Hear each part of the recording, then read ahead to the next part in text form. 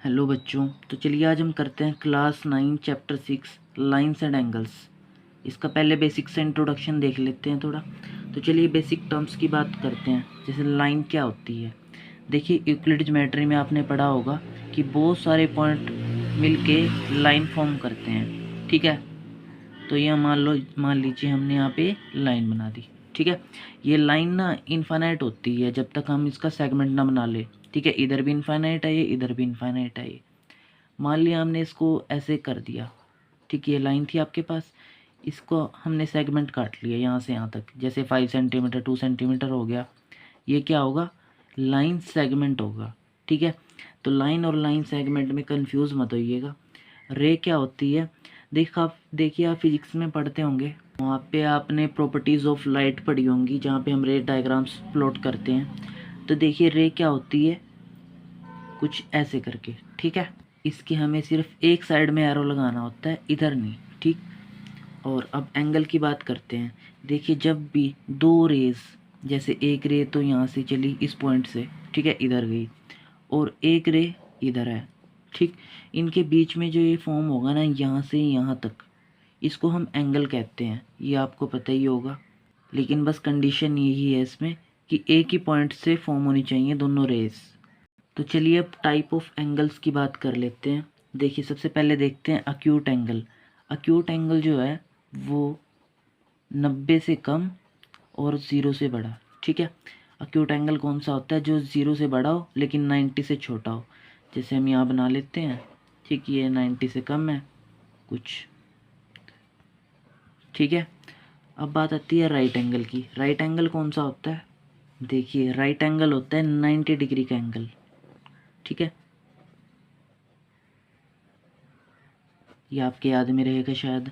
देखिए acute angle 0 से 90 और राइट एंगल 90 का। लेकिन अब ऑब्ट्यूज एंगल क्या होता है? तो देखिए जो एंगल 90 से तो बड़ा हो लेकिन 180 से छोटा हो, उसको हम कहेंगे ऑब्ट्यूज एंगल। जैसे यहाँ पे फॉर्म कर लेते हैं, ये दो रेज हैं, ठीक है।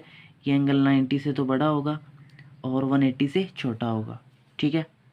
बात आती है स्ट्रेट एंगल की। स्ट्रेट एंगल कौन सा होता है? देखिए मान लीजिए आपके पास ये लाइन है, ठीक है। यहाँ पे जब आप ये ऐसे कंपास को घुमाते हो, यहाँ पे जो जितने का एंगल बनता है ना, इसको हम स्ट्रेट एंगल कहेंगे। क्यों? क्योंकि ये स्ट्रेट लाइन पे बना है ना, ठीक है। तो स्ट्रेट एंगल होता है 180 डिग्री का, ठीक। ऐसे ही कंप्लीट एंगल की बात करते हैं। जैसे आपके पास ये लाइन है, ठीक है। आपने कंपास उठाया और जब ऐसे ऐसा पूरा सर्कल लगा देते हो आप, जो ये एंगल बनता है ना, ये कंप्लीट एंगल होता है। देखिए जहाँ से चले थे वहीं पे वापस पहुँच गए ना, तो कंप्लीट एंगल होता है 360 डिग्री का, ठीक है। ये शायद आपके याद में रहेगा। अब यहीं से एक टर्म आती है रिफ्लेक्स एंगल। ये समझिए ध्यान से, रिफ्लेक्स एंगल क्या होता है। मान लीजिए आपके पास कोई एंगल है, ये रिफ्लेक्स एंगल वैसे 180 से तो बड़ा होता है और 360 से छोटा होता है, ठीक है। अब देखिए मान लीजिए आपके पास है कोई एंगल, ये है 60 डिग्री, ठीक है। आपको इसका रिफ्लेक्स चाहिए, तो रिफ्लेक्स एंगल क्या होगा इसका? ये जो इधर बनेगा ना यहाँ से यहाँ तक, ठीक, इसको हम रिफ्लेक्स एंगल कहेंगे इसका 60 का। तो रिफ्लेक्स एंगल कितना होगा? देखिए 360 से माइनस कर देंगे 60 को, तो कितना आएगा? देखिए 270। मतलब रिफ्लेक्स कितना होगा 60 का? 270, ठीक है। अब बात आती है कॉम्प्लीमेंट्री एंगल्स की। देखिए कॉम्प्लीमेंट्री एंगल्स कौन से होते हैं? जिन दो एंगल्स का सम 90 हो। जैसे आपके पास ये दो एंगल हैं, एक है ए और दूसरा है बी, ठीक है। अगर इन दोनों का सम 90 हुआ तो हम कह देंगे कि ये दोनों एंगल्स कॉम्प्लीमेंट्री है, ठीक है। ऐसी सप्लीमेंट्री की बात करते हैं, जिन दो एंगल्स का सम, जैसे एक है आपके पास ए और दूसरा भी बी, या ए डैश बी डैश ले लेते हैं। अगर इन दोनों का सम 180 हुआ तो हम कह देंगे कि ये दोनों एंगल्स सप्लीमेंट्री एंगल्स हैं। अगर किन्हीं दो एंगल्स का सम 90 से ज़्यादा आ रहा है तो वो कॉम्प्लीमेंट्री नहीं होंगे, और अगर 180 से ज़्यादा हो रहा है तो वो सप्लीमेंट्री भी नहीं होंगे। अब चलिए बाइसेक्टर ऑफ एन एंगल की बात कर लेते हैं कि बाइसेक्टर होता क्या है। मान लीजिए आपके पास ये एक रे थी और एक ये रे थी, यहाँ पे कुछ एंगल फॉर्म हुआ, ठीक है। तो बाइसेक्टर ऑफ एन एंगल क्या है? मतलब ये देखिए यहाँ पे कुछ लिख लेते हैं, ए बी और ये है हमारे पास ओ, ठीक है। ये मान लीजिए 60 का एंगल था, तो ना यहाँ से मान लीजिए हमने एक और रे ड्रॉ कर दी, ठीक है, इसके बिल्कुल बीचों बीच, इधर मान लीजिए 30 रह गया अब और इधर 30 रह गया। तो ऐसी कोई रे जो इस एंगल को, ये 60 का था, दो बराबर भागों में बांट दे, उसको हम बाइसेक्टर ऑफ एन एंगल कहेंगे, ठीक है। जैसे आपके पास ये एक और एग्जांपल ले लेते हैं, ये 90 का एंगल है ना। यहाँ से हमने एक रे ड्रॉ कर दी, तो इधर कितने का रह गया 45, इधर रह गया 45, है ना। तो मतलब यहाँ पे ओ आर क्या है, बाइसेक्टर है किसका, ये लिख लेते हैं यहाँ ओ ए पी, ठीक है। अब देखिए एडजेसेंट एंगल्स कौन से होते हैं। देखिए आपके पास यहाँ पे कोई एंगल बन रहा है, ठीक है, और ये यहीं से एक और एंगल बना लिया हमने, ठीक है। यहाँ पे जो एंगल है और यहाँ पे जो ये एंगल होगा, ठीक है, ये आपस में दोनों के दो एडजेसेंट एंगल्स होंगे, ठीक है। जैसे हम यहाँ नाम लिख देते हैं ओ ए, ये है आपका बी, ये है सी, ठीक है। ये जो दोनों एंगल्स होंगे ये एडजेसेंट होंगे। बच्चे अक्सर कंफ्यूज होते हैं इसमें कि क्या ये भी एडजेसेंट एंगल होंगे। देखिए क्या बना रहा हूँ मैं, ये मैंने यहाँ से ये एंगल बनाया और यहाँ से ये वाला एंगल, क्या ये दोनों एंगल्स भी आपस में एडजेसेंट होंगे? बिल्कुल भी नहीं। इनके लिए नॉन कॉमन आर्म होनी चाहिए, सॉरी गलत बोल गया, मतलब इनके लिए एक कॉमन आर्म होनी चाहिए। जैसे यहाँ पे देखिए इस एंगल के साथ इधर एक कॉमन आर्म है, ठीक है, और इसके साथ यही वाली कॉमन आर्म है, ठीक है। तो मतलब एक कॉमन होनी चाहिए। तो ये एडजेसेंट एंगल्स हैं, ये एडजेसेंट एंगल्स नहीं हैं। लीनियर पेयर ऑफ एंगल क्या होता है? देखिए स्ट्रेट एंगल तो आपने पढ़ा ही है ना। तो जैसे हमने यहाँ पे एक रे ड्रॉ कर दी, यहाँ पे जो एंगल है, ठीक है, और इधर जो एंगल है, इन दोनों एंगल्स का सम किसके इक्वल होएगा? मान लीजिए ये ए है, ये बी है, ठीक है, इन दोनों एंगल्स का सम होएगा 180 के इक्वल, ठीक। और इसी को हम लीनियर पेयर कहेंगे, ठीक है। यहाँ पे जैसे हम कुछ नाम लिख लेते हैं ए बी और ये सी, यहाँ पे डी। अब देखिए angle A B D and D B C और called linear pair of angles, मतलब ये दो एंगल्स का पेयर है ना। बात आती है वर्टिकली अपोजिट एंगल्स की। देखिए वर्टिकली अपोजिट एंगल कौन से होते हैं? देखिए जब दो लाइंस आपस में इंटरसेक्ट करती हैं, जैसे एक लाइन ये है, ठीक है, और एक लाइन ये है, जब ये आपस में इंटरसेक्ट करती हैं किसी पॉइंट ओ पे, ठीक है, ये ओ है यहाँ पे पॉइंट, तो वहाँ पे ना जैसे ये वाला एंगल है, ठीक, ये वाला एंगल इसके वर्टिकली अपोजिट एंगल होगा, मतलब ये दोनों एंगल्स जो होते हैं ना सेम होते हैं। ऐसे ही ये वाला एंगल इस वाले एंगल्स के सेम होगा बिल्कुल, ठीक है।